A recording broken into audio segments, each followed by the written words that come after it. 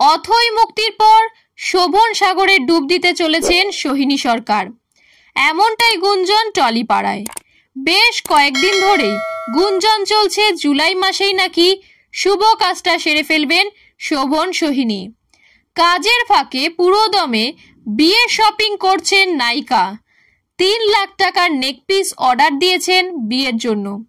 এই মুহূর্তে টলিউডের ট্রেন্ডিং কাপল সোহিনী শোভন। তবে শোভনের সঙ্গে প্রেম শুরুর আগে দীর্ঘদিন রণজয়ের সঙ্গে সম্পর্কে ছিলেন সোহিনী।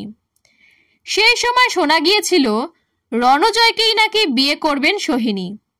তবে রণজয় এখন সোহিনীর জীবনের অতীত অধ্যায়। এখন নায়িকার জীবনে সবই শোভন। শোভনের সঙ্গে বিয়ে নিয়ে অবশেষে নীরবতা ভাঙলেন সোহিনী। অথৈয়ের প্রচারের ফাঁকে নায়িকার সামনে প্রশ্ন রাখা হয়েছিল, অথৈ মুক্তির 1 মাস পরেই কি শোভনের সঙ্গে আপনার বিয়ে? শুনেই লাজুক হাসি সোহিনীর। সংবাদ প্রতিদিনের প্রশ্নের জবাবে নায়িকা বললেন, বিয়েটা হলে হবে আর কি, তবে বিয়ে হলে বিয়েটার প্রিমিয়ার হবে না।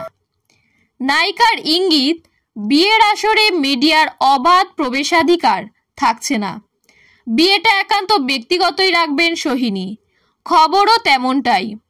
2 পরিবার ও কাছের বন্ধুদের নিয়েই শোভনের সঙ্গে শুভ দৃষ্টি সারবেন সোহিনী।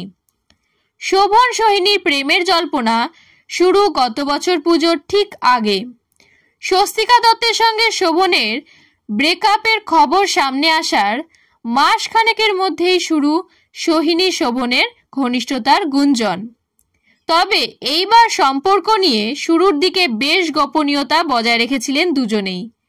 রণজয় বিষ্ণুর সঙ্গে একটা সময় চুটিয়ে প্রেম করেছেন সোহিনী। সহবাস করতেন দুজনে, তবে পরিণতি পায়নি সেই সম্পর্ক। মাসখানেক আগে শোভনের সঙ্গে প্রেমের সম্পর্কের শিলমোহর দিয়ে নায়িকা বলেছিলেন তারা ভালো আছেন। সোহিনীকে বলতে শোনা যায়, বলার তো সময় ফুরিয়ে যাচ্ছে না, এখনো সময় আছে। আগের সম্পর্ক আমার শিখিয়েছে যে অত তাড়াহুড়ো করে লাভ নেই। সবাইকে সব বলে দেব, শেষে দেখব আমি বাটি হাতে বসে আছি।